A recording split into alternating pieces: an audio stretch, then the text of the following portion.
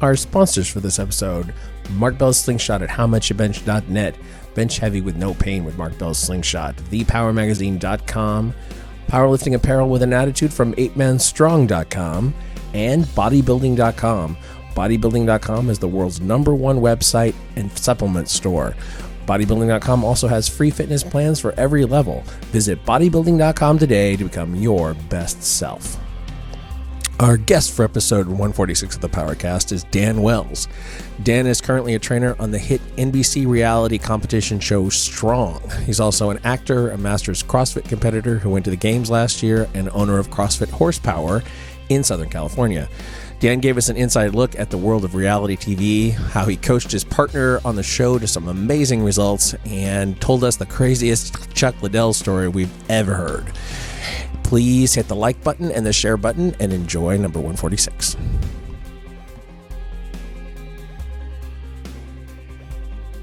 Yeah.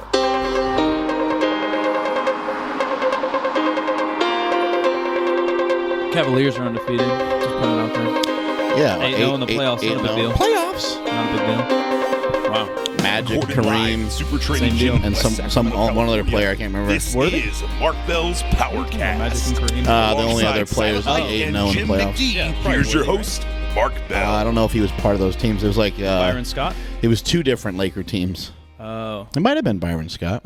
Michael Cooper. Oh yeah, he was on there. Cooper was like a spider monkey. Yeah. He locked down. I don't think you can say monkey. I don't think Just that's erase that. That's not right. I don't think that's probably You not can just bleep that out. Spider is probably okay. Spider-Man. It's just like long and Yeah, athletic. Anderson the Spider Silva. Yeah, they don't. The spider monkey Silva. Yeah, it has a whole different meaning. I think this podcast is going downhill I feel fast. like it's 2016. Anything can be okay. Did you guys see? No, I think things are worse now than ever. Yeah. You see Captain America yet? Speaking of Spider-Man. I haven't because I needed. I haven't to, seen it yet. Oh yeah, Mike's all upset because he hasn't seen one. He feels he's going to be lost. Yeah, I haven't seen the What? second Captain America. Oh, just after you leave here, just go and watch it. Yeah, it's one of the best movies of that whole series. I did see Hateful Eight though. Wow. Oh yeah, Hateful Yeah. Eight's amazing, right? Hateful Eight's good. I love the Speaking of- blowjob scene. My favorite, my favorite part. Best blowjob scene in the movie. Hateful Eight. An award for the best blowjob Yeah. scene of the year goes Yeah. to Quentin Tarantino. yeah. Oh my god, that was great. Why is this guy so lean? What do we got going on here? I don't know. I think he exercises. Yeah. I'm attracted to it. I got to be honest. I feel a little flustered this morning. Normally, our guests are so fat. He's from LA though. It might be long distance. Finally, have somebody. Oh, long distance relationship. Yeah. Well, that could be okay. We go to LA frequently enough. That's true. Yeah. Check in on him. Fit Expo, going to visit Barbo Brigade. Yeah. Swing by, see Dan Wells, say what's up. You never know. You never know. What do you got going on, Dan Wells? What are we doing? I could have used some Why'd you size for this. Why'd you invite yourself qualifier. here today? Because you look good. Oh, there we go. I'll get some of that size. Oh, up he in likes there. big power I lifters. need some deadlift. I've learned that in the qualifiers this year. I need to get me some deadlift. Yeah. You're doing some CrossFit, huh? Yeah. How long you been doing CrossFit for? 5 years now. Damn. Damn, I know. Jim's 4 years old. Been CrossFitting 5 years. What was the athletic background before that? Wrestling. Yeah, I grew up as a wrestler. Oh, awesome. That's cool. Yeah. That's why you got some traps. Yeah, That would explain- No, that's a pop shrug. Oh, okay. Okay. I thought that came from the wrestling. Yeah, the neck did though. The neck is pure wrestling. How about That your makes other sense. lifts? So you said the deadlift's a little bit off. Are the other lifts still okay? Yeah, so last year the one rep max was snatch, and I'm 165. Right. Soaking wet. Sucks. I know. Right. And I hit 232 on snatch. It's pretty solid. Yeah. I'm embarrassed to say that they switched it to deadlift this year, and I couldn't even get past 405. Damn. I know. No That's weight. your one arm. That's your suitcase. Yeah, One arm, yeah, like, like, Jesus, dude. I know. No I know. weight So that's why I'm classes. here. I'm hoping this will rub off on me. Yeah, something will rub off. Toughen me up a little bit. Yeah. Yeah, we'll figure out something. Actually, the deadlift is pretty easy to teach people, especially somebody with a little bit of an athletic background. We had some CrossFitters in here just a few days ago, and it was really as simple as, hey, move your feet in a little closer, point your toes out a little bit more, don't overarch, and boom, they were pulling more weight right away. The other thing too is that they often just don't lift heavy enough. Yeah, right. We were mentioning earlier, guys like Blair Morrison and Ben Alderman used to come here once a week, and they'll just lift heavy and then do the rest of their shit on their own. Yeah. Yeah. Yeah, it's CNS stuff too, probably. Yeah. Just got to hit it's- it and hit it and hit it. It's tough because you got so many other things to worry about with CrossFit. Or with any other sport, really, you're worried about the other sport. You're worried about football. You're worried about basketball, or in this case, CrossFit. And you can't just go in and play powerlifter for a day because it costs you a lot of money. It costs you a lot to go do some powerlifting for a little bit. It'll mess you up for 3 or 4 days. After you deadlift, you're kind of moving pretty slow. Yep. And it's gonna be hard to get through other workouts, right? Oh yeah, I was laying on a heat pack for the next 4 straight days, and I went for the max. Yeah, brutal. You've been to the games a couple times, yeah? One time, yeah, I made the games last year. Yeah. How'd that go? What was that like? It was amazing, dude. It was. I mean, look, I didn't start CrossFit until, like I said, 5 years ago. Yeah. So I'm 42 right now. I was 37. I was a $148 then. Now Did you I'm run into 168. Mike Bridges at all? He's in the Josh Bridges, or? Mike Bridges. He's in the He's like 50. Yeah, he's a little older maybe. But he's in the Masters CrossFit. He's Power lifter in the 80s and 90s. Yeah, former powerlifter. He looks like a square. He's built like SpongeBob SquarePants. Okay. He's probably 5'4". He doesn't wow. look like he could do CrossFit, but he finished like 17th or something. Yeah, I think he did like pretty good. Masters or whatever. Used to bench 540 pounds. Wow. Yeah, savage. Just some savage shit. Ugh. Yeah, it was crazy when he told me he was doing CrossFit. I was like, "You're built like a little square. I don't think it's going to work out so well." But he's kicking ass and he's doing great. He's having fun with it. That's awesome, man. Yeah, that's good. So you have your own gym as well? Yep, I got one in Studio City in LA, and then one in Hermosa Beach. What's that like having some gyms in LA? That's got to be, I mean, just to get a gym started, it's got to be a giant pain in the ass, right? Yeah, it is. Look, I think it's a lot like up here in Northern California. There's a certain segment of people that dial in and love it, and then eventually it starts to sort of radiate out into mom and pops, and it starts really changing lives. You're like, right. Their lives are changed forever, which is kind of the coolest thing as far as. Did the gym start out as a CrossFit gym, both of them? Yeah. And Hermosa Beach is a pretty cool place. I used to live in the area. I actually met my wife at Sharky's. Did you really? You've been to Sharky's, Yeah, of course, right? Yeah. Yep. Don't go in the chip room and don't eat the chips. That's all I got to say. I don't even know what that means. Yeah, it means a lot. It means a lot to me anyway. But yeah, having a gym in some of those like beach cities and stuff, that's got to be a little different. You get to train outside and things like that, or? Yep. Yeah, we run down to the ocean. We'll just grab a kettlebell and then make it work and do it out on the sand and jump in the ocean and swim, and it's pretty intense. Yeah, after you've been training for a long time, it's hard. You got to start to try to figure out new ways of making things exciting, making things motivating, getting people inspired, and getting people fired up. How do you do it? How do you get people excited about their workouts? Well, there's a lot of things. Again, like you said, just keeping it interesting. Like Blair Morrison, anywhere. Yeah. Just realizing that you can take it with you anywhere you go. You can make it more interesting. You can pull a Ben Smith and throw some rings onto a tree and freaking. Remember that video, like double unders, and it's like he's just in his backyard. Whatever. So that's one way to do it, and then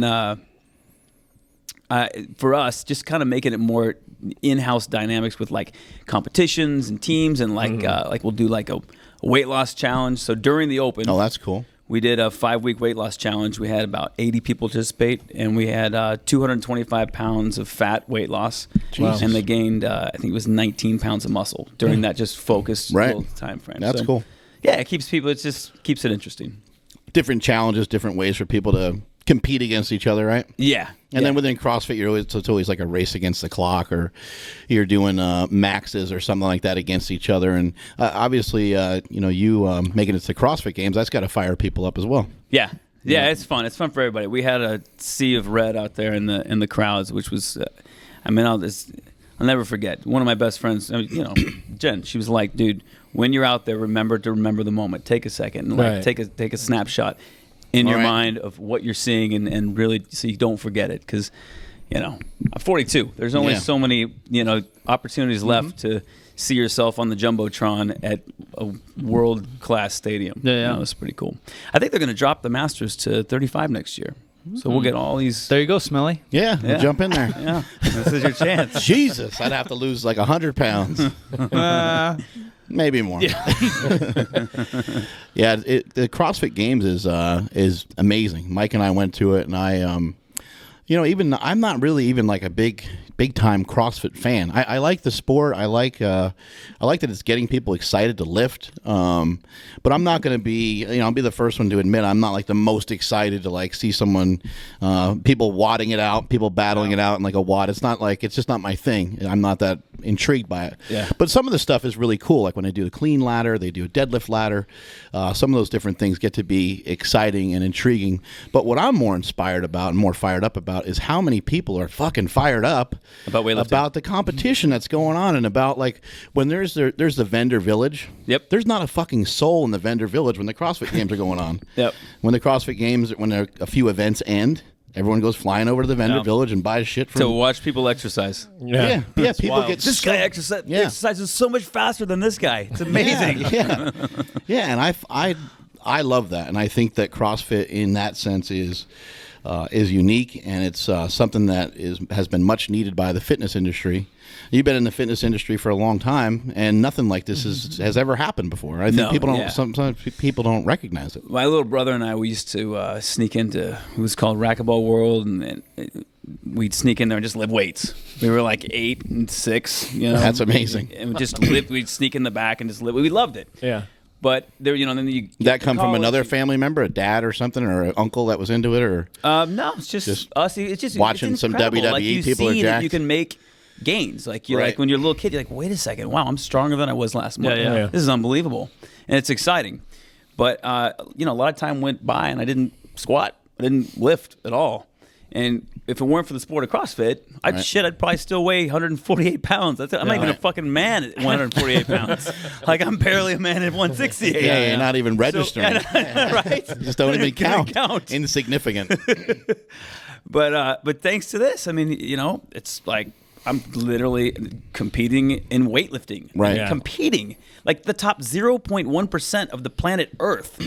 It's unbelievable. And now in 2 weeks, I'm going to another Olympic lifting competition. And it's like none of this happens without Right. Greg Glassman starting this sort of movement in CrossFit. And so, I can do a lot of butterfly pull-ups, but I'm also weightlifting, which is I love some of the stuff that Greg Glassman has said. He kind of said years ago, kind of the original principle of CrossFit is show me someone that squats 600 pounds, and I'll show you someone that can't run a 6-minute mile, and vice versa. Yeah. Somebody that can run a 6-minute mile can't squat, and so on. And I've always been intrigued by some of those things that he said.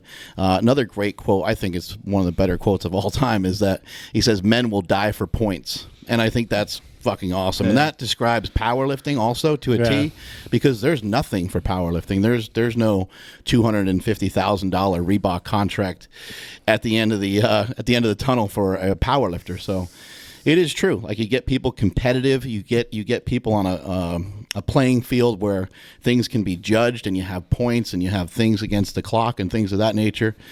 And people across the country are battling it out, and these CrossFit Open is a fucking ingenious idea. They lay out 6 weeks or so of workouts on the interwebs there. That's just an amazing concept, I think. The point system's so true too. Like marketing everywhere is like that. Like Starbucks, you get 3 points per latte.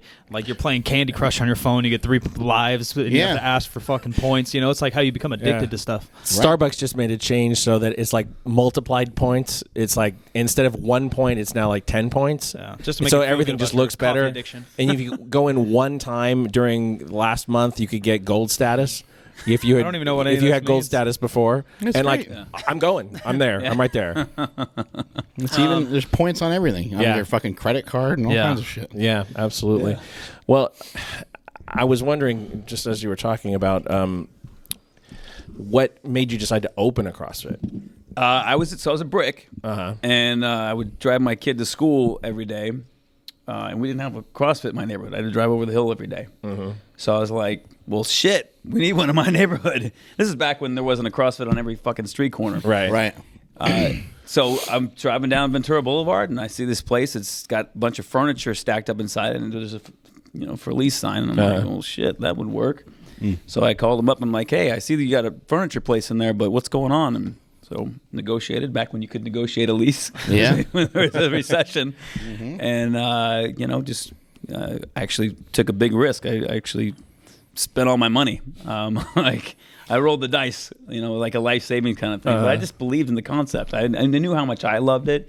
I knew how much I was progressing because of it. It was making my life better. I could see people around me, and it was like, all right, well, this is a chance to actually help my community. Yeah. You know, when you're younger, you're kind of like all about yourself, and you're trying to like accumulate points and credit, right? Scores. But eventually, I had 3 kids, and I'm like, well, how else can I actually, make my community better, make it, and I feel like I've done that, which has been that shit makes you feel good. Yeah, it's interesting. You said like the driving force behind it was that you were already doing CrossFit and it felt good to you. Yeah. I think that's a concept that a lot of times when you invent something, create something, when you're trying to monetize something, I think that's a great place to start. Is to simply just start with what do you think is fucking cool, whether it's a T-shirt or a fanny pack or a hat or whatever it might be that you're trying to shoes, whatever you're trying to sell. Start with something that you would like and that you think will make an impact on other people around you. Yeah. It's fairly simple. We mentioned the CrossFit Games kind of doing something that the fitness industry really hasn't. I mean, there's things like the Arnold Expo, the Olympia Expo. I don't know if you've been to any of those, but those are pretty wild, weird. Hundreds of thousands of random fitness addicts in some nature showing up. Some may be TRX people, some may be extreme bodybuilders, whatever. But you were recently on a TV show that's pretty fitness based. Do you think they're trying to pull something like that more into mainstream? Because still I feel like barbells aren't mainstream. Like barbells were more mainstream in the 70s than they are now. Look, there's been a monumental shift in the landscape of fitness over the past decade. There's so much more to it than the number on the scale. People realize there's a composition to the body that's ideal and one that's not, regardless of what that number says. And in order, whether you're a man or a woman, in order to reach that better composition, you got to start moving weights. You got to lift weights.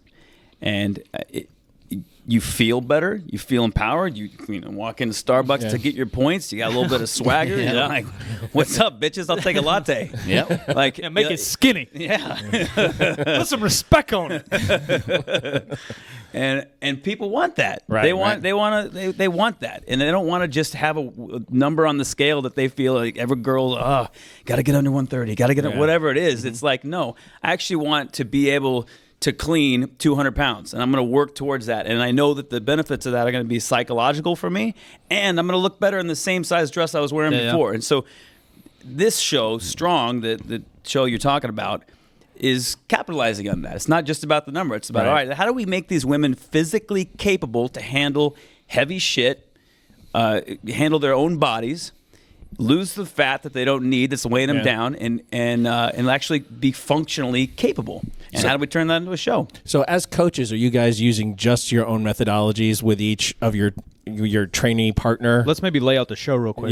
Before we get into that. So the show is sort of like a little bit like Dancing with the Stars. Executive producer is Rocky. Yep. You may have heard of him before. A.K.A. Lincoln Hawk. A.K.A. Rambo.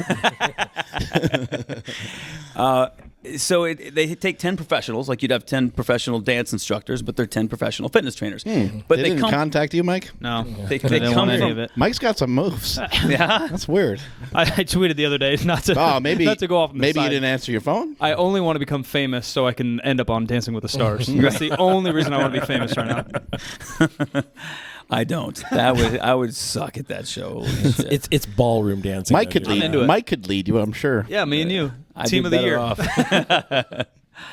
off. Anyway, so each of the 10 comes from different disciplines. You got a Pilates guy, you got a boxing guy, you got a NFL strength and conditioning guy, you got a Cirque du Soleil, you got me from CrossFit, all these different disciplines.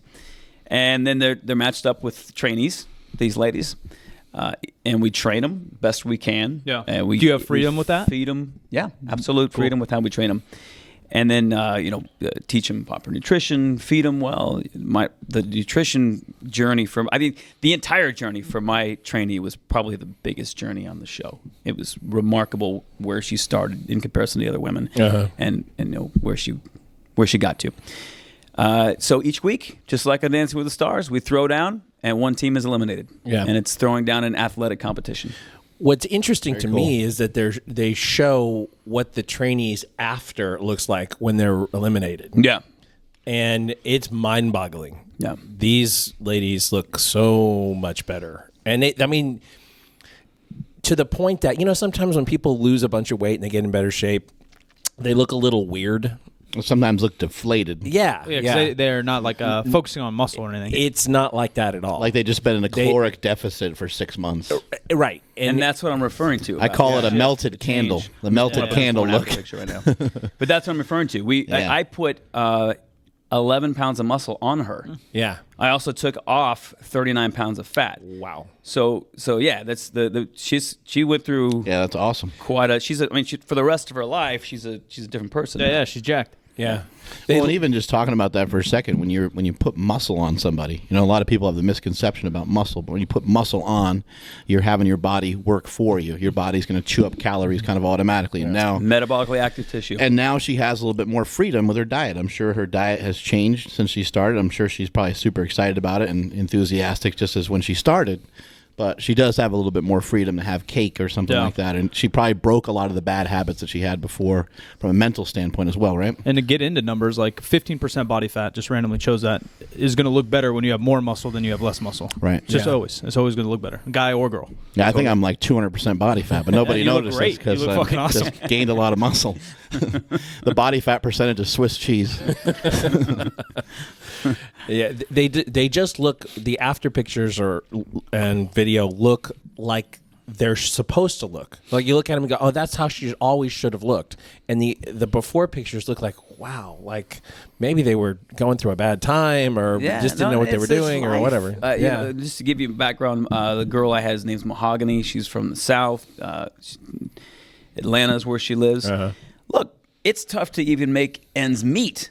Much less actually go to the gym and work out and find she's got 2 kids and they're trying to pay the bills, and it's like there's zero time for anything but taking care of. That's her exercise. It's just literally getting the kids to school and getting their. That's it. Zero. She did not take care of herself at all for 10 years. Yeah. So for her, I mean, sugar addiction. Half of Americans, getting her off of that was like a cocaine withdrawal. Yeah, she was like shivers and flu symptoms and wanting to die and wanting to quit. Oh, you just hit the nail on the head. Sometimes people feel sick when they start to eat healthy. Yeah, which is crazy. They're like, fuck that, I'm not going to do that. It's such a shift for their body. Their body's like, what the hell's going on? Back to here? the Snickers. Yeah, right. Yeah, and then of course the training. Her first workout was a 100-meter row, followed by 5 low wall balls with 10 pounds. 5, and then 5 burpees, 3 rounds. Middle of the second round, she was in the bushes puking. Dang, yeah. Wow. That's I mean, yeah. By the time I left, though, she's lifting heavy weights. She's moving things. She knows how to make her body. She's got coordination back and balance and all that kind of stuff. How do you think the show balanced these? So, what was that show that just came out too? Something about your diet, and it always ends Fit to Fat to Fit. No, I watched a hair of that, but the other one was a few of them where they're battling each other against. Yeah, this one different disciplines. There's one that's very similar, except it was with diets. So the paleo guys, my diet's better than yours. Yeah, paleo guys going against the vegan diet, going against the tracking your food diet, whatever, and similar type deals. But then I feel like the competition, depending on who makes it up, can skew it towards who they want, right? Like if I want you to win, we're doing wall balls in this competition because I know Dan's been doing wall balls with his chick all day, right? So there's always like politics involved. Reality TV is real interesting. I got a lot of times I'd be like, all right, I see what you're doing. Right? Yeah. So like it is a game because it has to be entertaining to watch. Yeah. But yeah, if there's a Pilates guy, I don't even fucking know what Pilates is, but I do a Pilates competition, so that guy wins. Stretching, I think. Yeah, I don't know, stretching with a cord around you or something. Yeah, something. Jen said she's doing Pilates. I was like, what the hell are you doing? It looks like the Total Gym from right? Like I thought the Total. I thought Chuck Norris was gonna hop out and start pulling more bands around. Yeah, Total Gym. Yeah, the Total Gym. Total Gym. Yeah, Chuck Norris invented Pilates. Something. Needless to say, the Pilates guy had the roughest time on this show. Right. It's tough. It's not really fair. Yeah. Because everything's so different, right? I saw some of the main eliminator type deal, and they're doing like a leg press or a squat. Like that clearly bodes towards you a little bit, right? Yeah, definitely. I was like, more squats, please. Yeah. Well, the tower, you have to like squat the other that's what I mean, person's body weight to raise them up on to the platform and all that stuff. I mean, that's Yeah, it's a pretty cool concept for a show, and just the fact, again, kind of pointing out that it's just motivating and exciting people that are watching it. People that are watching it are like, shit, I need to do some of this stuff. It's just getting people thinking about exercise. Well, that they even called it strong, so it's about strength and not about like cardio, like 8 hours a day. And that's a huge mind shift, I think. Yeah, and it was such a load off of our shoulders to not be told, hey, if you don't lose the most weight this week, you're going home. Yeah. It's like, actually train your trainee the way she should be trained in order to get stronger, fitter, leaner, healthier in her head and in her body. And we're like, okay, cool, I can do that. Yeah. Right. It was probably pretty natural. You It just was coached great. it like how you would coach. Yeah, it was a heck of a deal. And obviously, after the eliminations, they were still getting help. They were still getting support. Yeah, we had a couple of months after where we trained them remotely. Okay. Yeah. What were you doing before you owned a CrossFit gym? OG personal training. I was, back and buys, chest and tries. And you done some acting. And did some acting. Yeah, acting. I was in L.A. I think half the population is acting in L.A. Just whips out a headshot out of his fucking back pocket. Oh, yeah. I heard the PowerCast looking for a new host. That's cool. Yeah. How long did you do acting for? Or try it or whatever? And I'm still, on camera stuff. I just did an episode of The Doctors is coming up in a week. It's Cool. just sort of more of a transition towards, contributing with real shit. As opposed to just pretending. But it was a good decade that I was just doing scripted material. Very cool. And I did a lot of stuff. I did everything from, Days of Our Lives to Will and Grace to Gilmore Girls, to, CSI, a whole bunch of stuff. Right. There's, plenty of opportunities out in L.A. That's cool. That's got to, help with opportunities like this where they have a show, right? I mean, you have the acting background. They already realize that they recognize you're comfortable on camera. Yeah, right? and then you own a gym. Yeah, that's got to help a lot. Yeah. Because some people are brilliant and they don't have much. Sometimes don't have much to say when they get on camera. And your kid was on Dexter? And it's all quiet all of a sudden. Crickets. Dexter's son on the show was my oldest son, Jaden. Really? Yeah. What Again, it's just L.A. The kid can't mow lawns. What are you going to do? Right. Bring him to a casting session. Maybe he'll pay some bills for me. College, It'd be great. Get his own college career. That's great. Yeah. That must have been interesting because that show was such a phenomenon. Yeah, it was. What was cool is that we were watching it before my son was born. Oh, okay. And all of a sudden they had little Harrison come on board. And I'm like, man, he reminds me of my son. And then they fast forwarded his age that last season. And I'm like, well, let's bring him in for the casting. Next thing you know, your kid is Dexter's son. That's right. Cool. Was your son into it? Did he like it? Oh yeah, he had a blast. Yeah. He, when you're the kid on set and it's all adults and he's running around the trailers and he had a blast. Yeah, people don't realize that in LA, it's just entertainment's an industry. It's just it's a place to get a job. Yeah, exactly. Yeah. It's a place to get a job. That's exactly right. What has happened with the show so far? Have you been recognized and things of that nature, just kind of going around town? Yeah. Sometimes people just come up and want to take a picture and stuff like that. Yeah, people asking you questions like, "Hey, I was wondering, Yeah, I got a real quick question. How do I lose weight?" Well, that's more at the gym. People will come to the gym. It always hasn't really changed. It's not right. Yeah. But no, a lot more personal training stuff. People wanted one-on-ones as opposed to coming to my classes. Right. Are people kind A of lot more linking? nutritionals too, actually. Oh, a yeah. lot more nutrition sessions. Are people kind of linking things together? Might take them a little bit though. They walk into the gym, they start training with you, and they're like, "Oh, Does it take them a minute to kind of figure it all out sometimes, or? Sometimes, Yeah. but for the most part, they kind of know what they're stepping into. Oh, that's cool. You said you kind of put your life savings into it when you first started your CrossFit. What do you think was that's a hard leap for some people to really just. I know you said you believed in it and stuff like that, and that's obviously, kind of where everything kind of starts. But what really made you make that decision, and how did you kind of recognize that it was you wouldn't have tried it if you didn't think it was going to be worthwhile? So what do you think was the thing that kind of allowed you just to jump in 100%? A couple things. So I also have an MBA. I went to Cornell, so I sort of understand numbers and right. How You went to school and stuff. Yeah. So how business models work, and so sort of looking at the overall business model, it made sense from a financial standpoint. Right. It was a formula that worked. Some of them don't.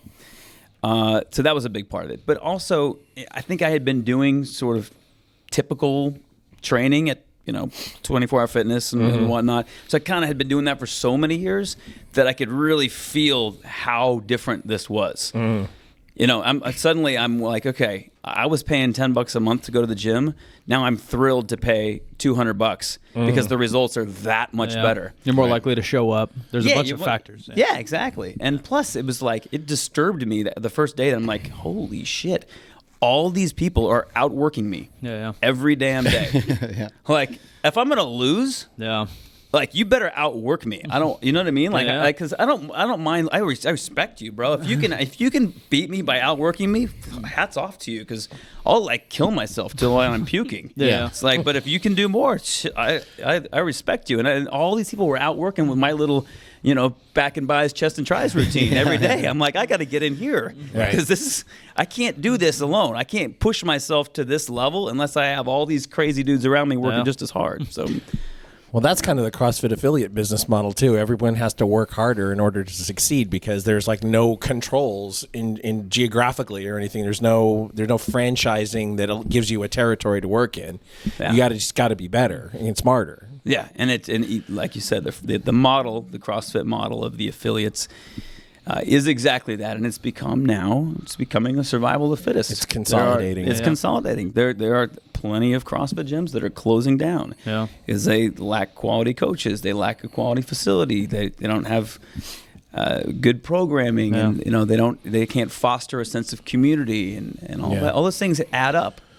For sure. Community is like probably the biggest thing that CrossFit has given fitness, because if you go to a 24-hour fitness and workout, even if you recognize people, they're not really part of your community. Yeah, they don't care how you lift. They don't give a single shit. And why should they? There's somebody you pass in the gym. It's not that big a deal. Whereas in the CrossFit, you're pulling for the other people. Yeah. It's true. And it's weird. There's so much.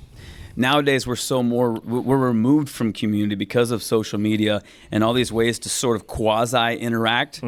But this is something that actually forces you to really get in and sweat and blood, sweat, and tears with your neighbors or with your boss, right, or with your employees, or your own, the guy that works at Starbucks, and maybe you're like we've got Andre Barat was tapped by President Obama to be the federal district court judge, and he comes in every morning at 5 a.m. and busts his ass, and he's right next to the barista from Starbucks. And it's cool. Like all these people are they love each other, they appreciate each other because they work hard. And that's it. You don't have to have the fastest Fran time, but if you worked your ass off to get to the end of Fran, people are going to respect you. It's what pretty do you cool. think it is about rigorous exercise that really changed the game? Because anyone can go into any gym and just kind of work out, and just kind of like lift and maybe even, kind of bro out and do some of the workouts that you used to do.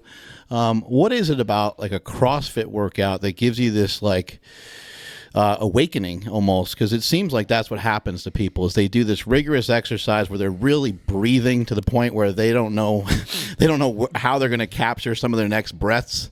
They really get up against it, and for some reason that beats the shit out of them so much that they love it and they can't stop thinking about it. So look, I think that look, we live in the first world country. You walk into Bed Bath & Beyond, you're like, oh shit, I could use that. That'll make my life easier and I'll be more comfortable. And there's all this great shit out there in our first world country where it's perfect. Okay. Suddenly, you're voluntarily putting yourself into a horrible situation where you want to quit, you want to die because you are outside your comfort zone. And it's dark and scary and you don't know what it's like out there, but you're willing to push yourself into this dark, horrible place. And there's some other people that are also willing to do that too. And it's kind of like there's a misery loves company thing, there's a mutual respect thing. And the fact that you're willing to push yourself because growth is that important to you, becoming a stronger person in your brain, that stronger person, physically, because that's that important to you, you're willing to put yourself into that horribly uncomfortable situation. And I think that because you don't do that at the gym, you don't. If you do, people are gonna be like, "Damn, dude, you got to chill." Just you're the idiot at 24-hour if you're going ham. You go ham, totally. That guy's psycho. Stick out like a sore thumb. Maybe the only way to experience some of that stuff is like if you've been in the military. Yes, absolutely. Yeah. Maybe Seals, sometimes conditioning for like basketball or I something. think there's a you lot get a of little ways. close to that, right? I think there's a lot of ways, but there's just no ways like once you're in your late 20s and beyond. Right. Right? Like going to college for the first Yeah. time or going to class for the first time, you're out of your comfort zone, you're nervous as shit. But once you hit whatever, obviously it's different, but once you hit 28 and you have a job and you have a house or Well, you right? also just avoid all those things too. Yeah, Whatever yeah. makes you really uncomfortable, you just don't do anymore. because once you're in your late 20s, you can I ain't doing that anymore. Absolutely. Yeah, you can do whatever the fuck you want in your late 20s Yeah. to 30s, 40s, 50s. But, Absolutely. But then what you said you voluntarily choose to kind of be in this uncomfort zone. It is way different. Yeah. Yeah, that's a good point. You don't, not at that age anyway. When do you sprint? Yeah, never. Fucking sprint? Yeah. Really? I remember like, nobody Kelly- sprints when you're 40 years old, ever. Yeah, there's no reason. Unless you're running against your kid on the beach. Yeah. Like, yeah. Mark did, yeah. Or you have to take a shit. Then you might be an all-out sprint. Yeah, it's more Test of a out waddle. the hamstrings It's at more that of a point. waddle. Yeah, that's true. You can't open up Yeah. the stride too much. No, you really Yeah, can't. you got to keep that gate Yeah. closed shut. Yeah. Closed gate running. Book coming soon by Mark I remember, Smallbell. I remember Kelly Starrett in a seminar one time. He said, that it's really rare for someone to break parallel, like just in their life, like just once you get to be a certain age. Yeah, in the when US. you're a little kid, like little babies and stuff, they like hold their feet and they chew on their feet and they move around all weird. When you're 3 and 4 and stuff, you squat down to the ground or your butt's like on the ground. You pick stuff up that way, and as you get older and older, if you don't really play sports or you don't really do a whole lot, you probably spend a lot of time in a chair. And it just made me think, when he said that in the seminar, I was like, holy fuck, that's bizarre. Because he talked about why people's hips lock up, why their hamstrings lock up, and why some of these things, why people are in so much pain. And he just basically said, we're in pain because we're not moving the way that we should. We're not moving as much as we should, and kind of a use it or lose it type of thing. Yeah. And when he said that, I was like, I just made me think about it more, and I'm like, yeah, the closest you come to like breaking parallels, maybe taking a shit. Not even close, though. You're still like right. Still high. Unless you have a squatty potty, Yeah. then you might be True that. Then you might be below parallel. But I think the point is that we all have these kind of innate things inside of us that we should be doing. We should be testing. We should be testing our limits in multiple ways through some form of physical fitness. The body was kind of designed for that. It wasn't designed for this like made up exercise weird shit that we do, but it was designed to fight or flight, and it was designed to do some other spectacular things. And we don't ever tap into that. Yeah. We very rarely get into any of that. People are just bending at the waist. Yeah, that's about it. Absolutely. Yeah. People are Yeah. just doing the bare minimum. Yeah, when I when I was first dating my wife, I was trying to remodel her apartment, and I was pulling. I think I was 32. There's no. It's like a car where you have like a warning sign something's going to go wrong. So I'm pulling out the dishwasher to put in a new one, and I go to pull, and my bicep. No way. Oh, Jesus. Yeah, it just rips up. I'm like, wait, what? Like, and there's no warning sign. You're like, I'm 32. I can do what I did Dang. when I was 18. But now, Right. you want to put me in a remodel in the kitchen, I'm good. Yeah. So that's kind of like you said, use it or lose it. Right. So now that I'm using it again, I the chances of that, there's no way. And even if Pay someone to do it too. and even if you were right, and I can afford to pay someone to do it. That's right. Exactly. Affiliate model. That's right. if you were likely to injure yourself now, you're more aware of your body that you would know a warning sign if there was one too. Yeah, You're- good point. one, Plus, I you're- would have proper form. I Yeah, can see? keep, Yeah. keep my midline stable. Brace your core. Get all ready for it. Launch that fucking dishwasher across the room. What are some of your principles on nutrition? I know it's a huge thing to get into, but when somebody comes to you and they haven't really dieted before, or maybe they haven't had success, they're looking to lose some weight. How do you get them headed in the right direction? Yeah. One of the things that for me is, look, you got to listen to your body. Your body's going to tell you when you need fuel. It's a smart body. It's like a thermostat. It's going to communicate to you. So when you're hungry, your job is to go get fuel. People go to the store, they'll go down to 7-Eleven down the street, and they'll be hungry, and they'll pay money for 0 calories. That's ketos. You know what I mean? Like, a lot. And Yeah. then they're like wondering why their body's confused and why things start to go south. If you just look at it as your job is to get the highest quality fuel into your tank when it's hungry as you can, Yeah. then everything starts to kind of take care of itself. If you eat a ton of really high quality vegetables and meat and fat, and so you're not hungry anymore, and you continuously do that whenever you're hungry. You can eat all day long. I don't care if you graze on a salad all day long. you're going to start losing weight because your body's going to start to work efficiently. Right. There's just so much crap out there. Most of it's crap. I mean, it's like 90% crap that you can buy. It's not even food.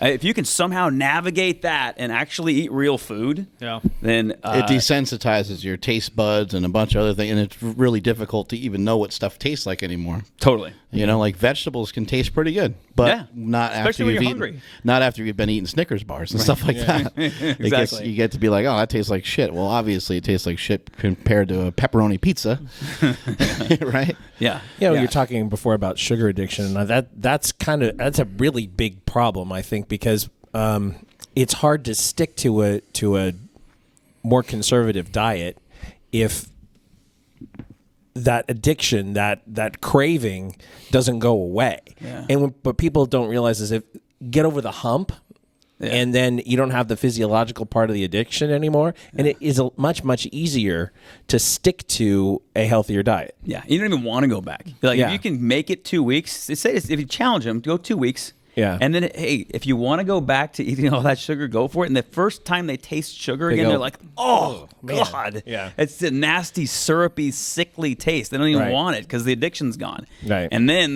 plus they feel good. They get over the hump, and they're like, okay, yeah, I'm not going there again. So much we talk about a lot, too, is just awareness. Like, everyone knows Snickers has a ton of sugar and shit in it, but, like, not everyone knows that, like, potato chips aren't necessarily good for you. Yeah. Right. Or, like, pasta with a shit ton of white sauce on it isn't necessarily... Like, granola. Right. Being a rough one. Yeah, granola bars, particularly. Everybody thinks they're healthy. Cereal any might bar, be dense in calories or whatever. Right. Juices. Because you eat way too much of it. Right. Yeah. So you start to just be aware. Like, same idea as going to the gym. Like, you're just aware of your body. You're just aware of what you're capable of and what you're not. And then in a week or so, maybe you're capable of more. Right? So same thing with nutrition. Once you're aware of something, you can make a better decision about it. Yeah.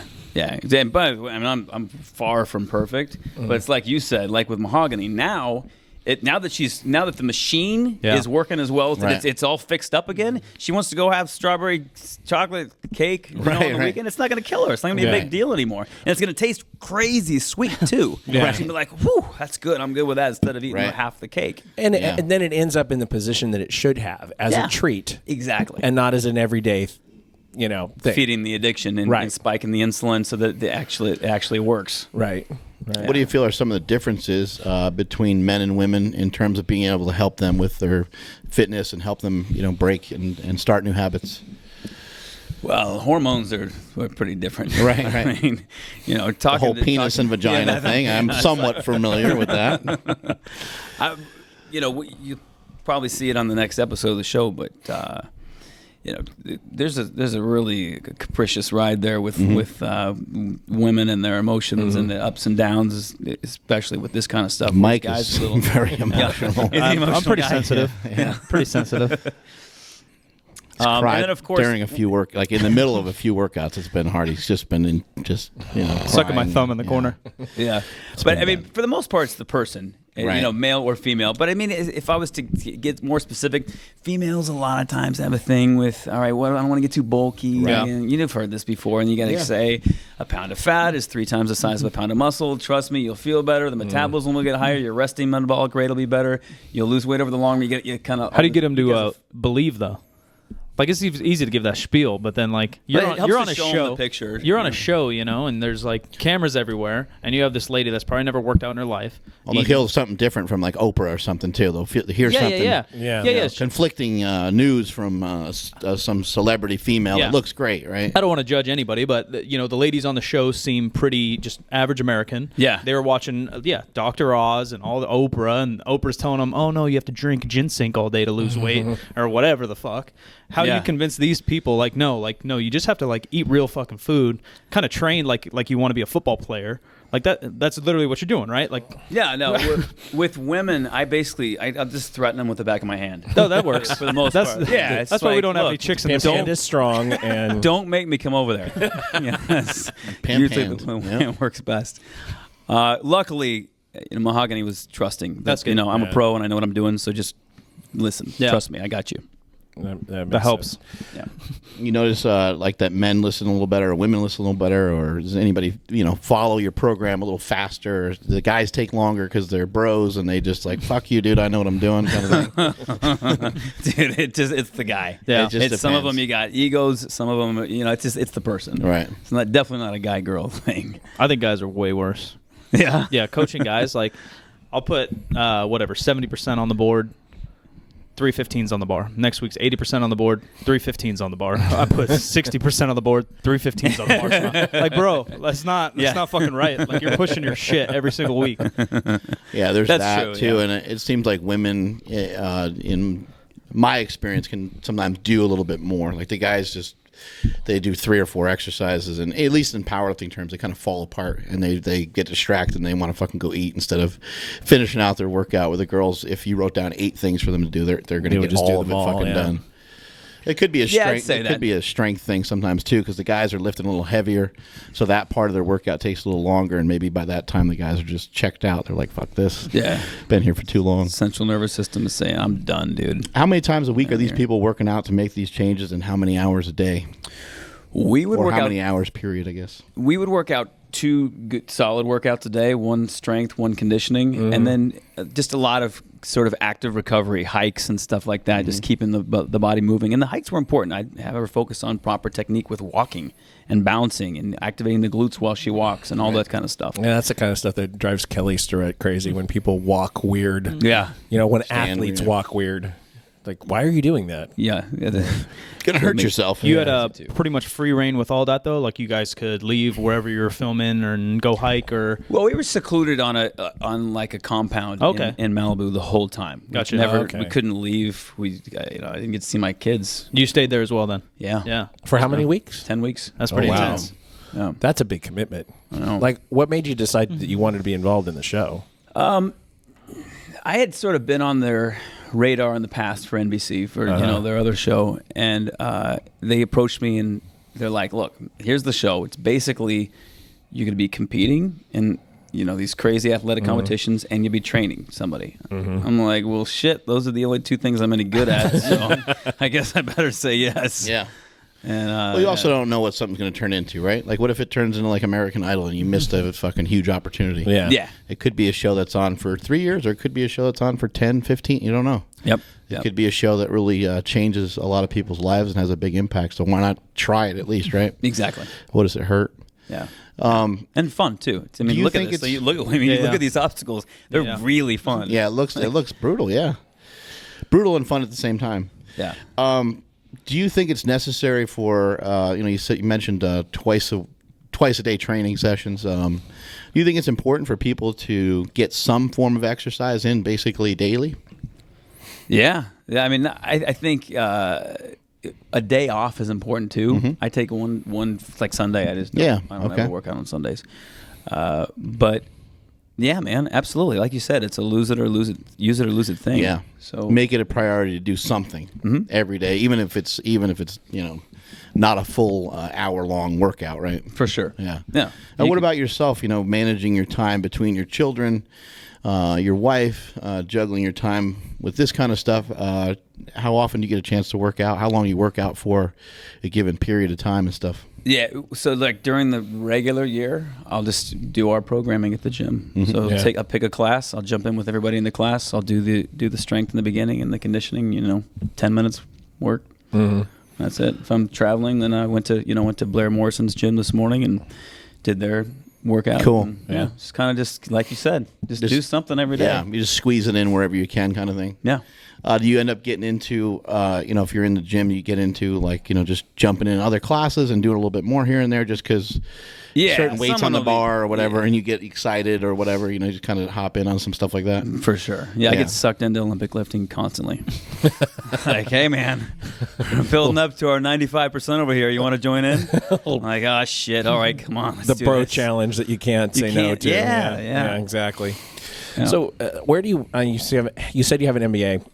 Where do you see your business in like 5 years? We're talking about consolidation in CrossFit, and like, do you think that CrossFit has the staying power to be this dominant a force in 5 years, and like where do you want to take your gyms? You've expanded once, right? Because you have 2 gyms. Mm-hmm. You want to expand more? Do you want to what do you want to do? Well, for right now, I just want to continue servicing the folks that that matter to me, the people in my community. I'm not necessarily looking to add more gyms, but there has been consolidation. People do approach me for the right price. I always consider everything, but a lot of these things are like breaking even. Yeah. I'm like, dude, you realize the value of break even is 0, right? And you're asking for what? Right. So, I'm sort of going to continue to take a prudent approach, stay flexible. Mm-hmm. And to answer your question about CrossFit, I still 1,000% believe in CrossFit and that everything that it brings to its communities and what it offers and how it can change lives.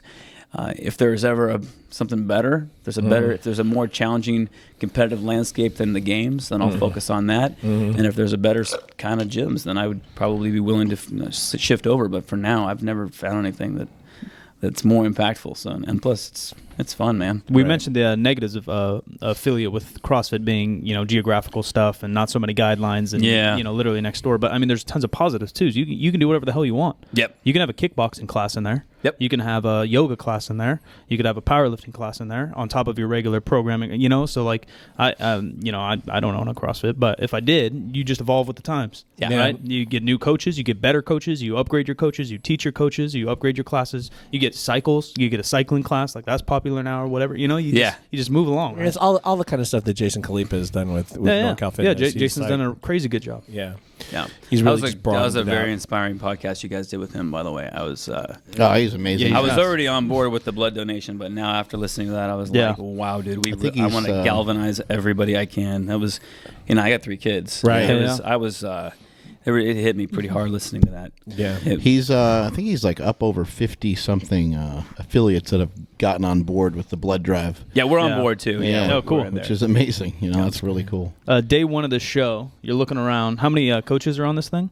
10 coaches. 10 coaches. You're sizing up these dudes. Yep. Which ones are you like, okay, shit, that guy, he's clearly the strength and conditioning guy, he's going to be trouble. This guy's clearly I don't know who's who, but you know what I mean? You're looking at this guy like, nah, that guy's no fucking shot. I'm going to smoke that guy. He's gone this week. And then which ones surprise you? Well, one thing that CrossFit has given me is a lot of confidence as an athlete. I mean, making the games put me in the top 0.1% of the world for people my age, obviously. Right. Yeah. But that's, I feel pretty capable. So as far as the dudes, there's really no one that's scary at all to me. But it's a partnership. Mm-hmm. Right. So it's, you're matched up with someone who's your trainee and not all the trainees started at the same place. Yeah, right. Some of them were really already clear. working at CrossFit gyms. Yeah. And some of them were sitting on the couch for the last 10 years. That's pretty interesting. So that was kind of like, all right, this is going to be all I know is my trainee picked the right trainer for her. I'm really proud of the journey I was able to. I think that's important. I think that's an important point to bring up is that it doesn't. People don't always mesh together that well. Yeah, not everybody can work with even everybody. when there's a trainer that knows a lot of great stuff. And they don't, man. There's some of these. They went at it. I was like, dang. And they chose their trainers. That was they chose. They chose. Yeah. So what actually happened is they competed, and the ones that sort of finished at the bottom had first pick. They interview you guys or sit down or they get a session with you? How do they get to No, we were all standing up in the line. Yeah. And we had It's 30 on looks? seconds to introduce It's on ourselves. looks. Yeah, it's all, Purely. It's all Tinder. On, It's trainer Tinder. It's all on quads. They're like, right. Just shake your quads and smile. Yeah, were you thinking, please don't pick me last, please don't pick me last? Yeah, no, I went really early. Yeah. Yeah. Yeah, I was like, People are sizing you up. They're like, he's wearing way too much Reebok. He's definitely a CrossFitter. Board shorts? Go Nope. to somebody else. Yeah, board shorts and the socks and the whole thing. And people are like, "Oh my god, that guy's gonna crush me. I'm gonna go somewhere else." yeah, that's CrossFitters. How do you, one of the knocks on these kind of shows is, people kind of, the people that want to be negative about this kind of stuff is they always say, "Oh, well, as soon as those people get done with the show, they're fat again," or whatever. Great question. So how do you explain to the people that you are working with, this is like no matter what happens, this is a long-term journey. Do you kind of take people down that road a little bit? Well, yeah, absolutely. I think going on extra with Mario Lopez, whatever the one is with Mario Lopez, tomorrow or the next day to talk about this. So, Biggest Loser has gotten a lot of flack if you haven't seen it. Yeah, right. In the Times Absolutely, and stuff. Yeah, really bad because it the science says it's destroying their metabolisms. Right. And then for years they can't recover. Right. It's also And be it's pointed out too, scientific. like any of the shows that are going to be successful, there's going to be like a lot of negative shit around. Yeah, it. yeah. So it's Exactly. like whatever, But Yeah. we got you. So the whole, like I said, it's shifted. This landscape has shifted. People want to see it done the right way, Right. and they want Yeah. to see these people literally get stronger and look better and feel better. And that was Dave Broom's goal with this whole thing, is to show that it can be done the right. Dave Broom also created Biggest Loser. I was going to say. He yeah, created it's the both same- these shows, yeah. but he sees the way the world has come. People want to be strong. That's why people are lifting weights like Yeah. never before in this country. Have Ever. the show end I with a don't- max I don't deadlift. think there's. Oh, maybe not deadlift. Never mind. Has there ever been a time when No. women and men in the United States have been lifting weights so much as they are I don't right think now? so. No, nowhere in the It's- world. And together. It's amazing. Yeah. And together. Yeah. Yeah. So that was his goal, is to show that. And so we did it the right way. We never starved them, ever. We fed them really great food. They were great about the shopping. They went to Whole Foods and bought anything we wanted to feed them. That's great. cool. It was really cool. Yeah, And that it was up to the coach as well. Yeah, it was up to, Yeah, that's absolutely. cool. So I wonder if that's going to start feeding back to Biggest Loser. And they're going to start making changes in that show. They might. To reflect. Yeah, to change it up. Well, Biggest Loser's changed a lot over the years too. Yeah, But it's I started watching because they have barbells and stuff. Yeah. Bob Harper is a fan of CrossFit, and he weightlifts and stuff. Right. And Yeah. I And don't- Jen, too. I Yeah, would of course, love Jen. to see that franchise continue for another 20 years. I mean, she's Yeah. one of my best friends. And she's all right. it was so Yeah. and I think if they made it a change, maybe, I don't know, make it about literally put them in a dunk tank Yeah. and see what Yeah, bod percent pod. body fat's Yeah. changing, and maybe give them credit for muscle gain. Oh, yeah. Like, That's a good I guess idea. it should be pointed out that show's dealing with much larger individuals It's to true. start with than what you guys had on this show, exactly. correct? That's true. for Exactly. sure. So, like, what they're able to do is different, and so maybe the knock against it has been they are in a huge calorie deficit and they're forced to move around this many times a day. But maybe due to some of the limitations and some of the mental, I think sometimes people don't understand the mental challenge of some of these people that get to be this big, how rough it really is to make changes. And sometimes the only way to make changes is to be really fucking militant about it and be really drastic and over the top. And They're, you're going to have some bad things happen when you're doing things that way. Their situations are extreme. Like those guys are really, really, really unhealthy. So then to combat extreme, you kind of have to be extreme. Yeah. I agree with the scoring of body fat compared to just pounds lost, because people talk about that all It's the time. almost like putting people through rehab. Yeah, it's yeah. like they're addicted to food. They're addicted to these impulses and these sitting things on the that couch. Yeah, I mean, I think Mike has a rule with his clients. He just says, don't drink any calories, right? Was one rule, and the other rule is don't eat while you're watching a show, right? You can't watch a screen while you eat. Yeah. Solid. No. Yeah, if you're gonna That's for eat. you, fat Dan. But there's also, I mean, that's not the way that we were meant to eat. Like Yeah. eating it's like a process. That's why you You're have it with supposed your to, like, family or celebrate, You're right? supposed to be able to digest it. You're not supposed to eat while you're standing up watching a show, like while you're running out the door. It's like Yeah. not as healthy for you. You need to sit down and concentrate on it and eat it and chew it all up and do it the right way. you know? Yeah. So, Yeah, exactly. but it makes sense to try to apply some general rules to nutrition guidelines. Do you have any like kind of little tips that you give people just to kind of get them heading in the right direction? You got restrictions on certain things, or just any small kind of thing to get somebody heading in the right direction? Yeah, well, so one thing, an interesting sort of a unique approach to it is to create barriers between you and the things that are bad for you, and shorten the gap, shorten the distance between you and the things that are good for you. Sorry, I just lost the mic there. There you go. So So obviously, if you stock your pantry with a bunch of crap, you're shortening the distance to the bad things. So maybe you put up like a bunch of mouse traps or something in front of all the bad food. Yeah. Or you gotta get the key in the backyard to open the pantry to get the Cheetos. A landmine or something. You got to run an obstacle course. Yeah. Right. to the Yeah. fridge. If you want a Snickers, you need to jog down to 7-Eleven Well, and you'll buy think your twice. Snickers bar. Yeah, you'll think twice. And if you're hungry enough, that celery starts to look pretty damn good. Yeah, You're like, exactly. shit, celery with almond butter? Damn, that sounds all right. Yeah. And so it's like you find out what's good for you and shorten the distance and create more space. And that's obviously, for me, it's about a third. Yeah. If you're going to have a 40%, then make it the high quality carbs. The fruits, the vegetables, very little fruits. It's high quality fats, high quality proteins, third.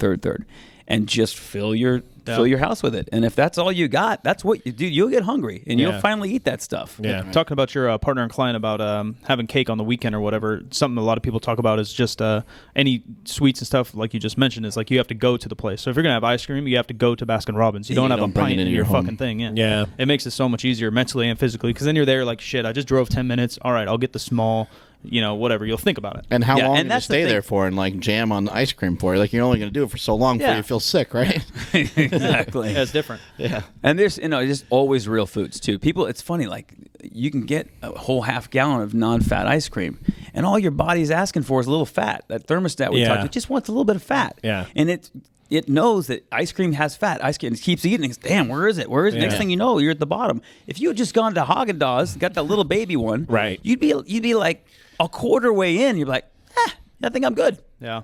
Put it back in the freezer now. It's just real food. Don't people spend money on non-fat milk, bro? That's sugar water.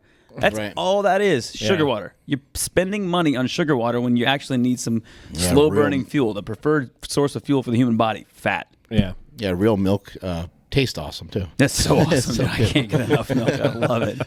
My kids are the same way. It's Yeah, what do you do with your kids? Do they follow similar principles? They just do what dad does, or Yeah, it's just that's like, hey, if you don't want to eat, here's your dinner. If you want to eat, eat. If not, it's going to be your breakfast tomorrow. So that's what you got. right? I mean, and I just don't put crap in front of them. Yeah. That said, if we're at the movies theaters and they like everybody's having a Sprite and I'm like, all right, go have a Sprite with your popcorn. It's not. I'm not like a prick about it, but when I fill the house up, I just try to create good. Yeah. Good We food always for said 'em. if you don't want to eat what we made for dinner, you can propose something else out of what's in the house. Right. Right there you go. And if it's something pretty equal nutritional value, that's fine. Go ahead and eat that. Yeah. You don't have to eat this, but otherwise, yeah. I'm always frustrated by people who say, "Oh, my kid won't eat this healthy thing. They'll only eat like tater tots or chicken fingers or whatever." And it's like, I love chicken fingers. You're buying them. Like you're Right. making it an option. Yeah. If you don't make it an option, then they're not going to eat those. And I guarantee that they get hungry enough, they will eat something. Exactly. No kid ever totally starves himself to death, except I could be wrong about that. Yeah, but no, I think, we're going to get tweeted. I think that's probably true. I'm comfortable with that. I don't know whether it's true, but I'm comfortable with it. I just love shows like this that there's barbells involved. It's Yeah. just so weird to see. It's so cool. Yeah. Well, I had her like on small off. I mean, it was no Yeah, joke. I squatting really off, had yeah. her. She gained some. It was great. That's hilarious. She really had her moving. Is it difficult? Kind of training some of these people, getting them to. I mean, you said you threw her into a squat program. It's pretty cool to throw somebody into a squat program, but you got to teach them how to squat, right? Exactly. Then that's got to Yes. take a little bit of time, right? Yeah. And that was at first was how to walk, and then we started how to move, balance, squat. Right. How to brace your spine and so on, right? Yeah. You take them from almost square one. How cool was it for her to go from just kind of moving around the bar and learning how to squat to squatting whatever she ended up squatting? It's that same smile you get on all the girls that come into your gym. They've never lifted. It's so empowering. Yeah. They're like addicted to it. They love it. Kind of like the disbelief almost. Yeah. Too. They're like, I can do this. It's almost like your kid like jumping into the pool, like, hey Dad, check this out, and they keep saying it over, and they jump in the air and they spin, they jump in the air, they do a cannonball, right? It's like that, like they're that excited, like.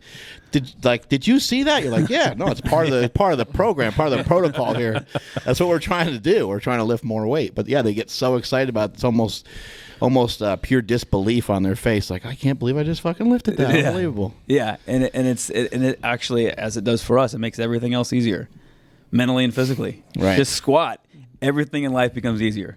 It's unbelievable. Yeah. It's amazing what just the lifting side of things. You know, people talk about functional or whatever. I always say, show me something that's non-functional. But these movements where you are trying to get stronger on them, and the exercises that lend themselves to you actually lifting some weight, and not exercises that are so difficult that it's hard to use any weight on. But something like a bench, a squat, a deadlift, clean, thing like that, where you can actually overload your body with some weight on it, is a great movement to have people do.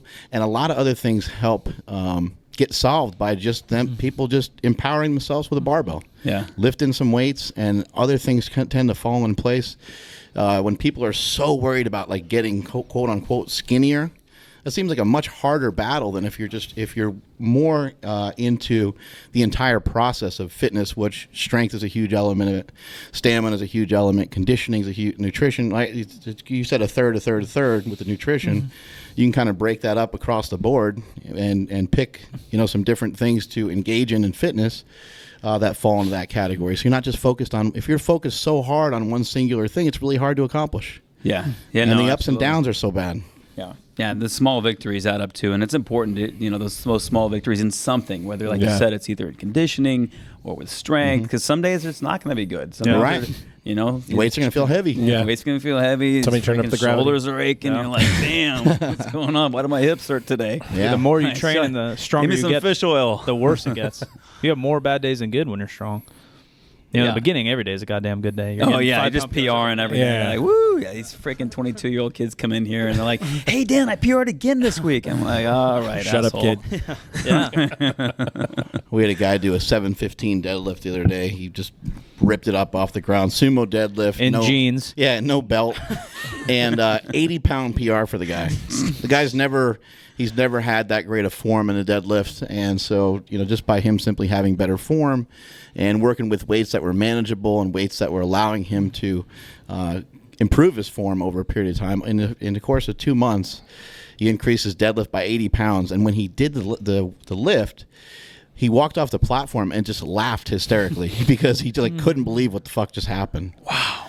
24-year-old kid my or something. dream. Right Yeah. He's a beast. He's literally impressive. Yeah, he looks like the Visual Black specimen. Superman. Let's not ignore the rest of fucking. this. He's a fucking monster. I mean, but it's still just it's really cool to see people make improvement like that, and to be that excited about it. He was just like, he couldn't believe he did it. Well, it goes back to what we talked about earlier of like why people get addicted to this or why the community and stuff's different is because there's not that much to be excited about in that world outside of this world, right? You're not going to work like, man, I crushed 3 notes and memos today. Like, fuck you, bro. Like, no, that's not fun. And that's true. And I say that to my coaches. I'm like, you look, for a lot of these people, this hour is the best hour of their day. Oh, It's yeah. Super Bowl. As the head of this class, you need to bring it. You need to bring 100% of your focus, your attention, your caring, your humor, your everything. Bring it for this that's a hour great because point. they deserve nothing less. I just see you sitting down Widerstrom and screaming at her. Widerstrom, you better We bring gotta this get shit. these Yeah, are you people fucking fired kidding me, up. Jennifer? we swap off. Sometimes I'm the lazy one and she's screaming at me, dude. She's on one all the time. She's nuts.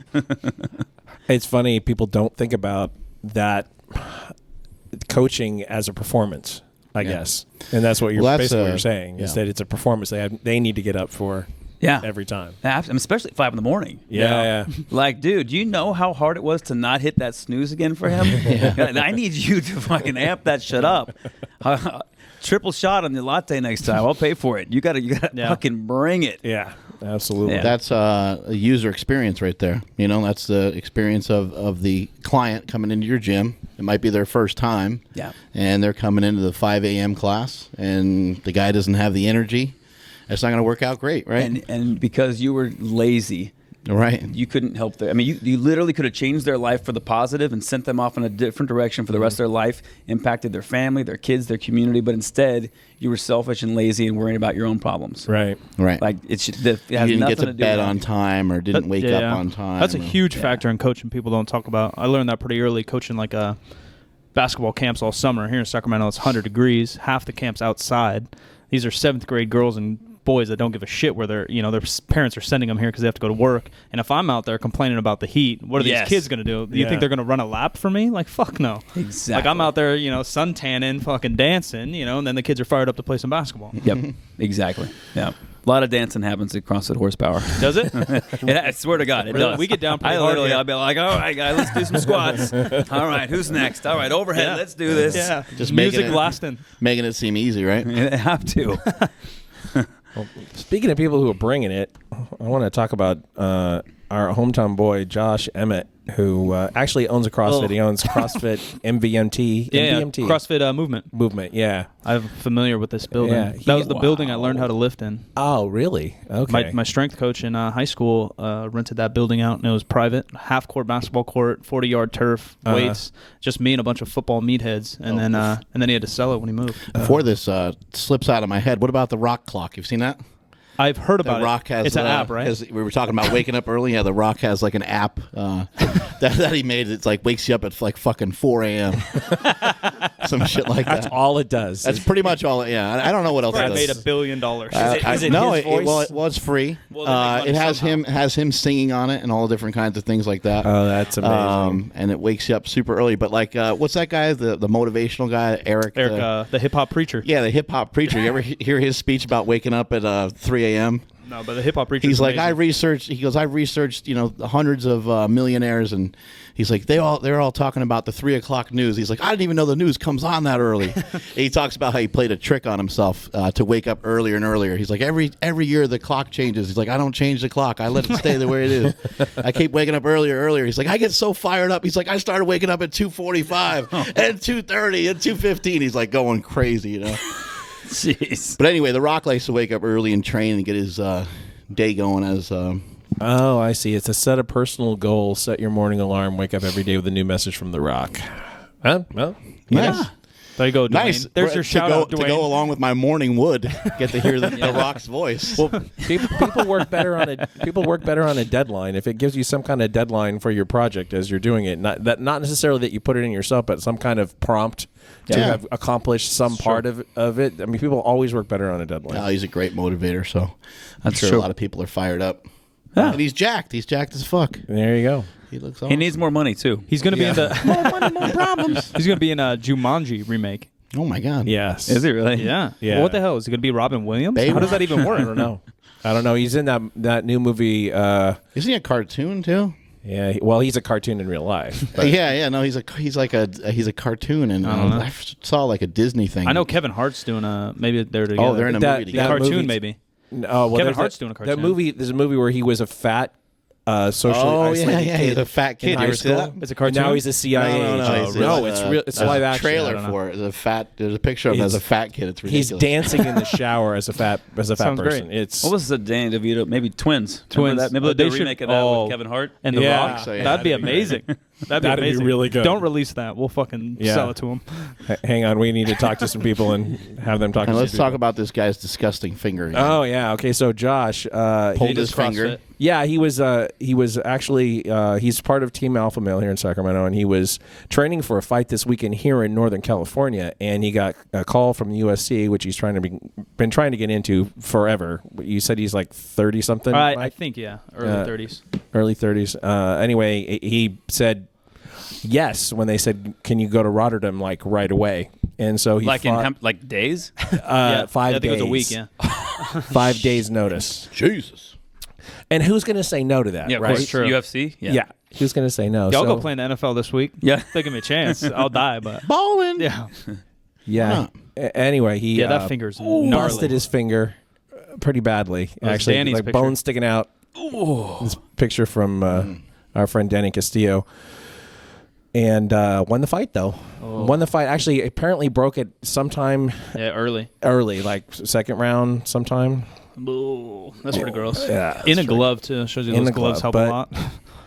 I once Shout won out. a tournament of NBA Live with a busted thumb. No, you didn't. Yeah. There's Yeah, a true lot of money. story. This is like 20, Was it 20 Dreamcast? some odd years ago. Was it Yeah. Back in the Dreamcast? day, yeah. I was making some fucking crazy passes and shooting some 3-pointers from the Alley-oops. outside all day long. They're throwing Xbox like championships on Spike TV, I think. Nice. Yeah. That's great. Yeah, it's amazing. I'll watch it. I'll watch some video game plan. That's funny as hell. There's so much money in video games. They got kids on YouTube that play video games. Yeah. And make like Crush $1 million a year. Yeah. One guy has got 43 million subscribers. To watch him play video games. Yeah. PewDiePie. Yeah. But the leagues too, though. I think you win a league. There's like 6 guys on a team or something. Esports, It's like $500,000. Yeah. Just like one Wait a tournament. minute. The CrossFit Games is $250,000. Step it up. Yeah. Yeah. They get paid Video more. games. I'm in the wrong sport. Video games are winning. I think Ninja Warrior's a $500,000 too, isn't it? Really? I think so. I wonder how many CrossFitters have tried Ninja Warrior. I'm a sure lot. some. A lot. Yeah, There's sure like some some. CrossFit gyms that are like devoted to train for it. I bet Blair would be all right. Speaking of Blair. He probably would. Yeah. He probably would be. I'm gonna try to do it next year. Really? Yeah, do Nice. it. Yeah. Yeah, why not? It's out because of the head of NBC reality. Yeah. Yeah, if you have some grip You strength. gotta train for it. Yeah, You gotta- absolutely. Dana Lynn it did it. takes It takes. Yeah, some- it was You know hard. Dana Lynn Bailey? Pro No, bodybuilder. bodybuilder. Yeah, Yeah. she did it. Yeah. Yeah, she did all right. She didn't make it, but she did good. She got on TV. Yeah. It takes Yeah, takes some practice. I have to not squat as much. The Yeah. wall looks Your hard. legs don't And help anything. a lot of this. A lot of grip. there's Yeah. A lot of Tons grip. of grip. I think Yeah, it's all gymnasts and climbers I do really well. Yeah. Yeah. All that single joint grip business. A few you know? guys like beat it this year. Yeah. Well, have you seen like I think I might, don't quote me or whatever, but I think it's Japanese. I don't know. The original one? Yeah, Their it's shit's Japanese. way gnarlier than ours. Yeah. Like our Yeah. shit's rookie compared to their stuff. Mount Fujiyama. Wow. Yeah. That stuff Yeah. is gnarly. There's like a what you call it? They're one, too. doing There's Matrix like stuff. There's like a spoof one too. You ever see that? Yeah, Where they're yeah, in yeah. costumes and stuff. And they voice over it. Yeah. So funny. I saw it one time. I was watching it. MXT or something? Most extreme elimination. Yeah, challenge. that's So what it funny, was. so That's what it was, stupid. Yeah, That one I was kills watching me. a bunch of people go through it, and some people are like making it through. Some people are going halfway, and people are wearing like wrestling masks. And people Chicken are, outfits. Yeah, people have like capes on. This one guy, he was trying to run through it in an olive costume. He's this giant olive with these little hands, and he can't even see. He just fucking runs and just dives right into a thing of water. I was like, what the fuck was the point of that? One of the funniest things I've ever seen is just like floating around in the water. I was like, what the hell was that about? All so stupid. It's amazing. That show is funny. I think it's MXT. I used to watch that all the time. Yeah. The other bit that I had here was there's rumors about a fight between McGregor. Conor McGregor and Mayweather, a boxing match. Weird. The question is like, is there any way that Conor McGregor can win if he doesn't knock Mayweather out? Yeah, Because it's not his sport. It sounds to me like What if it'd be a cool, fun thing for people to watch. I'd watch you know, it. like yeah, I would too. sometimes they do these like dunk competitions with celebrities or something. You know, it's like You're right though. Mayweather just wins on technician. Oh, yeah. Right. Right. He just like jab. Yeah. Right, He wins right. on points. Right. So if McGregor just went for the knockout for 12 rounds, What if we It's the only way you pretty win. good. I'd watch that. What if we box with UFC gloves? Ow. That's Oh, yeah, a yeah. great idea because then he Right? could get the knockout easier. So he can't kick. He can't kick or anything. yeah, but he'll get punched hard by Mayweather though. maybe. Yeah, I just don't that think would be kind of cool. Though. business wise that'll never happen. Yeah. There's way too many complications. If it was for fun, you know, I mean, you think back to Stallone versus Hulk Hogan. That was a pretty good match. It seems like boxing needs it more than MMA Yeah, does right yeah, now. way more. Well, I mean, Mayweather is. He's retired, though, right? I mean, he just he'd have to come out still to do just that. destroy him. I mean, Mayweather he's one of the best boxers ever. Period. The UFC's still kicking, man. And McGregor, Bones is coming back. McGregor's, you know, his legacy is still up in the air. There's some talk that Bones' trainer was faulting his powerlifting routine for his wind issue. And Oh, was he looking like he was tired or something? Yeah, I don't he know. said he wasn't tired. Yeah. Well, I think the thing is with the UFC is sometimes these fighters that aren't really well known, sometimes they're still fucking awesome. Yeah. The guy that he fought is really good. Yeah. And the guy that he fought landed some good shots and stuff. So I think it's a matter of like the level of competition is a lot better than people thought it is. You know, like Yeah. a lot of people think. If you're in the UFC, you're gold. I mean, you're an amazing MMA fighter. Period. Kind of like if you make it to the CrossFit Games. No one's yeah. making it to the CrossFit Games. Yeah, by accident. On some bullshit workouts or something that they tried to make up. You have to be a proven athlete to get there. If you make it there, then you can bullshit the Open, but you can't bullshit regionals, and No. you got to get through regionals to get to the games. So It's- yeah, everybody it's knows so each hard. other too. You're I not miss even the old days. I miss Tank Abbott. Yeah, that guy. Yeah, Come on. Well, Tank Abbott was like 11-11. Like he won some, lost some, literally, and he like fought people in the crowd and shit. And he was just like, you always thought like someone might die, like something really. He might die. He might have a heart attack. He was so fat and stuff. You're like, I don't know what's gonna happen in this. For my undergrad, I went to Cal Poly San Luis Obispo, and I joined the wrestling team, of course. And so I got to know Chuck Liddell pretty well. So what's crazy is Chuck would help me out. He'd get me into the bars because, I was one of the wrestlers, so I wasn't 21. Mm-hmm. And then I got to accounting 3, which I wound up going to MBA school at Cornell. Right. So but it was hard, really hard. Yeah. So I went into because athletes get free tutoring. So I went in the tutoring office, and I flipped down the list. I'm like, yeah, I'll take, Chuck's in there? And they're like, yeah, Chuck's one of our tutors. I'm like, okay, let's see how this goes.